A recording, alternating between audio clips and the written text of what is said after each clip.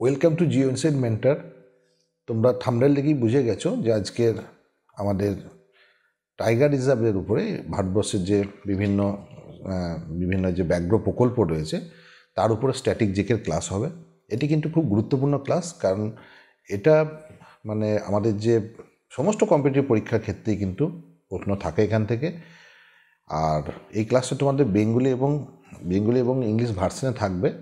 তাছাড়া তোমরা এই ক্লাসটা করলে কম্পিটিটিভ পরীক্ষা ছাড়াও যে কোনো কুইজ কম্পিটিশন বা অন্যান্য যে কোনো পরীক্ষাতেও কিন্তু তোমরা সেখানে সাহায্য পেতে পারো। আর এই যে ইনফরমেশন যেটা থাকছে স্ট্যাটিক জিকেটা, যেটা ব্যাঘ্র প্রকল্পের উপরে, সেটা একদম 2025-এর যে মানে আপডেট সেটা কিন্তু থাকছে। 2025-এর একদম জানুয়ারি পর্যন্ত যে আপডেট, সেই ইনফরমেশান, আপডেটেড ইনফরমেশান কিন্তু এখানে থাকছে। তো আমরা এবার মেন ক্লাসের দিকে চলে আসছি। ভারতবর্ষের যে টাইগার রিজার্ভের যে ইতিহাস, সেখানে সেটা 1973 সালে এটা মানে মেনলি যে ভারত সরকার যে প্রজেক্ট টাইগার সেটা শুরু করেছিল 1973 সালে। তো প্রথম টাইগার রিজার্ভ ছিল Jim Corbett national park. Jim Corbett national park খুব গুরুত্বপূর্ণ। জিম করবেট নিয়ে প্রচুর প্রশ্ন আসে বিভিন্ন পরীক্ষাতে, এবং এটা যা উত্তরাখণ্ডে অবস্থিত। বর্তমানে ভারতে 57টি টাইগার রিজার্ভ রয়েছে, 57টি টাইগার রিজার্ভ রয়েছে। এবার হচ্ছে যে 2022 সালে মানে যে মানে আমাদের যে বাঘ শুমারি যেটা হয় আর কি, ঠিক আছে, আদমশুমারির মতো যেরকম বাঘ গণনা করা হয়, সেটা আমাদের যেটা হয়েছে লাস্ট, সেটা হচ্ছে 2022 সালে। সেই অনুসারে ভারতবর্ষে 3,682টি বাঘ রয়েছে, ঠিক আছে। আর 2006-এ প্রথম শুরু হয়েছিল, তখন ছিল 1411টি বাঘ। তো সংখ্যা প্রচুর বেড়ে গেছে, প্রায় দ্বিগুণের উপর বেড়ে গেছে। এখন ছত্তিশগড়ের যে গুরু ঘাসিদাস তামর পিংলা টাইগার রিজার্ভকে ভারতের 56তম টাইগার রিজার্ভ হিসেবে বলা হচ্ছে এটাকে। আর এই টাইগার রিজার্ভটা ছত্তিশগড়ে অবস্থিত। আর এই টাইগার রিজার্ভটা মধ্যপ্রদেশ এবং ঝাড়খণ্ড রাজ্যের মধ্যে বন্যপ্রাণী করিডোর হিসেবে কাজ করে, ঠিক আছে, বন্যপ্রাণী করিডোর হিসেবে কাজ করছে। এটা এই কয়েকটা প্রশ্ন কিন্তু রিলেটেড প্রশ্ন তোমরা এইখান থেকে কিন্তু পাচ্ছ, সেগুলো কিন্তু দেখবে তোমরা ভালোভাবে। মধ্যপ্রদেশের এবার চলে আসছি মধ্যপ্রদেশের যে রাটপানি টাইগার রিজার্ভ যেটা রয়েছে, তাকে ভারতের 57তম বলছে, ঠিক আছে। এটা একদম লেটেস্ট 57তম ব্যাঘ্র সংরক্ষণাগার বা ব্যাঘ্র প্রকল্প, যেটা এই মধ্যপ্রদেশে অবস্থিত। আর এখানে আমরা একটা দেওয়া রয়েছে যে 2006 থেকে শুরু করে একদম 6, 11, প্রতি 4 বছর অন্তর যেহেতু ব্যাঘ্র শুমারি হচ্ছে, তো সেই জন্য 6, 11, 14, 18 এবং 22-এর একটা ফিগার দেওয়া আছে, তোমরা এটা দেখে নেবে। নেক্সট আমরা চলে আসছি এবার 2024-এর যে ডিসেম্বর পর্যন্ত ভারতের মোট 57টি যে টাইগার রিজার্ভ রয়েছে 2024-এ। আর এখানে ভারতের মোট 18টি, এগুলি ভারতের 18টি রাজ্যে এগুলো অবস্থিত। 18টি রাজ্যের মধ্যে এগুলো অবস্থান করছে। নেক্সট আমরা চলে আসছি যে এই ফিগারটা কিন্তু খুব গুরুত্বপূর্ণ ফিগার।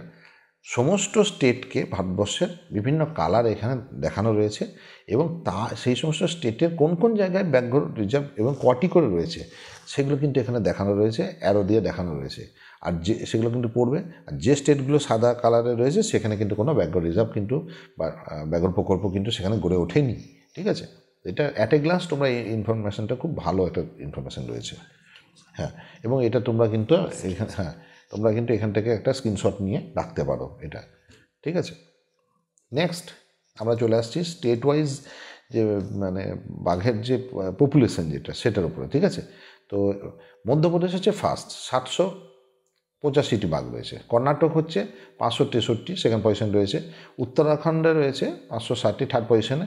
মহারাষ্ট্রে রয়েছে 444 এবং ফিফথ পজিশনে রয়েছে তামিলনাড়ু 306টি। তাছাড়া অন্যান্য স্টেটেও কিন্তু বাঘ রয়েছে, যেখানে যে স্টেটগুলো দেখানো হচ্ছে 18টা স্টেটে।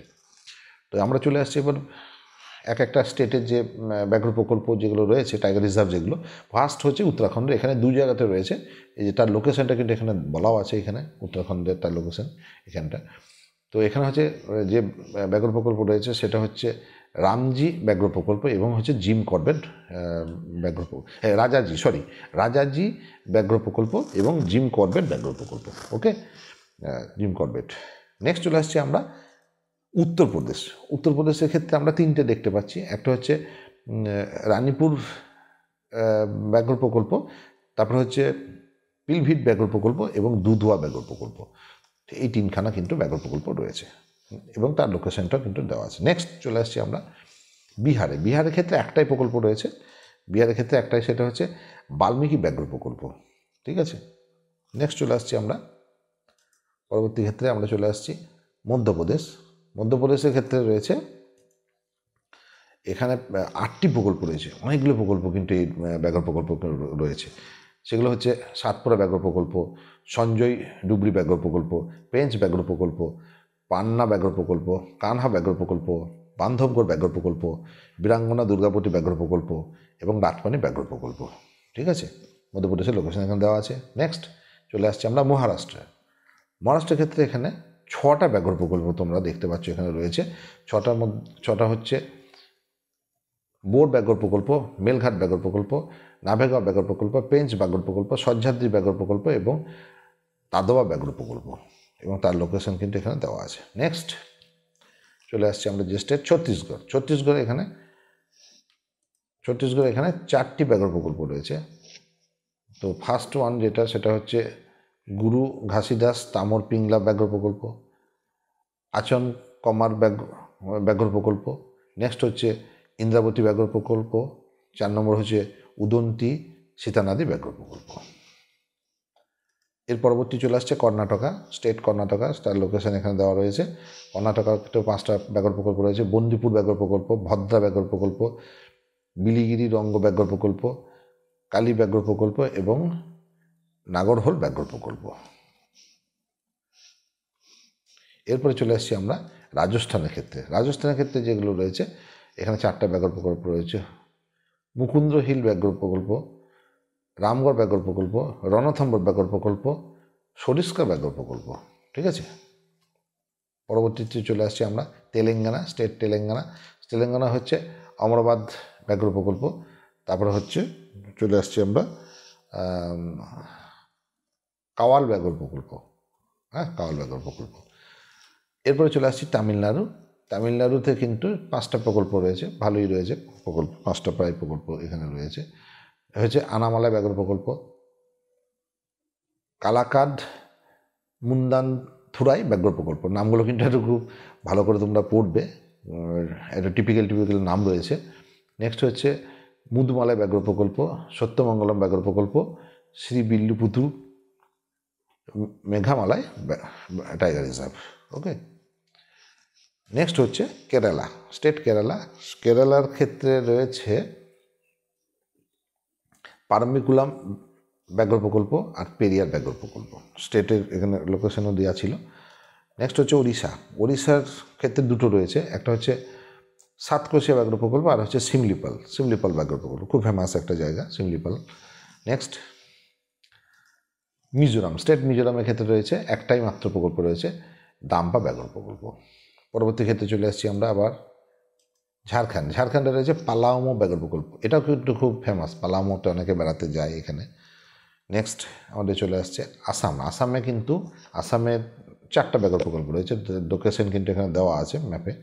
ঠিক আছে, কাজিরাঙা ব্যাঘ্র প্রকল্প, কাজিরাঙার খুব নাম আছে, তোমরা অনেকে দেখে শুনে থাকবে। মানস ব্যাঘ্র প্রকল্প, এটারও নাম আছে, নামেরি ব্যাঘ্র প্রকল্প আর হচ্ছে ওরাং ব্যাঘ্র প্রকল্প। ঠিক আছে, পরবর্তী ক্ষেত্রে চলে আসছি আমরা অরুণাচল প্রদেশ। অরুণাচল প্রদেশের ক্ষেত্রে আমরা চলে আসছি, এখানে চলে আসছে কামলাং ব্যাঘ্র প্রকল্প, নামদাফা ব্যাঘ্র প্রকল্প, পাক্কে ব্যাঘ্র প্রকল্প। ঠিক আছে, এবার চলে আসছি আমরা স্টেট অন্ধ্রপ্রদেশের ক্ষেত্রে। অন্ধ্রপ্রদেশের ক্ষেত্রে এখানে রয়েছে নাগার্জুন সাগর ব্যাঘ্র প্রকল্প, নাগার্জুন সাগর। ঠিক আছে, তো নাগার্জুন সাগর টাইগার রিজার্ভ ভারতের বৃহত্তম টাইগার রিজার্ভ, এইটাকে মনে রাখবে, এটা কিন্তু প্রশ্নে আসতে পারে যে এটা হচ্ছে ভারতের বৃহত্তম, ঠিক আছে, লার্জেস্ট। ঠিক আছে, নেক্সট হচ্ছে এই প্রসঙ্গে আরেকটা প্রশ্ন আসতে পারে, যেমন এই নাগার্জুন সাগর বহুমুখী জলধারা ও শ্রীশৈলম জলধারা, এই টাইগার রিজার্ভের তার যে ক্যাচমেন্ট এরিয়া, তার এরিয়ার মধ্যে কিন্তু এই দুটো কিন্তু লোকেট করছে। ঠিক আছে, সেই জন্য একটা এক্সট্রা ইনফরমেশন তোমাদের দেওয়া থাকছে এখানে। নেক্সট চলে আসছি আমরা ওয়েস্ট বেঙ্গল বা পশ্চিমবঙ্গে কিন্তু রয়েছে বক্সা ব্যাঘ্র প্রকল্প।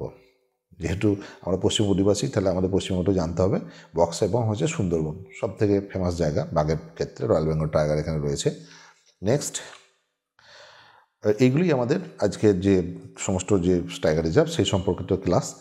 তো এগুলো কিন্তু তোমরা পড়ে থাকবে, এগুলো কিন্তু যথেষ্ট গুরুত্বপূর্ণ। যে কোনো সরকারি পরীক্ষাতে কিন্তু এগুলো আসে, এবং তোমরা কিন্তু এগুলো যদি সমস্ত জানা থাকে তাহলে কিন্তু সহজেই উত্তরটা করতে পারবে। তো পরবর্তী আমি চলে আসছি আমাদের যে জিওএনসেড মেন্টরের যে ফেসবুক প্রোফাইল রয়েছে তার সঙ্গে তোমরা যুক্ত হয়ে যাবে। আমাদের জিওএনসেড মেন্টরের যে টেলিগ্রাম চ্যানেল রয়েছে তার সঙ্গে যুক্ত হয়ে যাবে সমস্ত ক্লাস লিঙ্ক এবং পিডিএফ পাওয়ার জন্য। ঠিক আছে, এখানে কিন্তু তোমরা পিডিএফগুলো এবং ক্লাস লিঙ্ক কিন্তু এখানে প্রোভাইড করা থাকবে।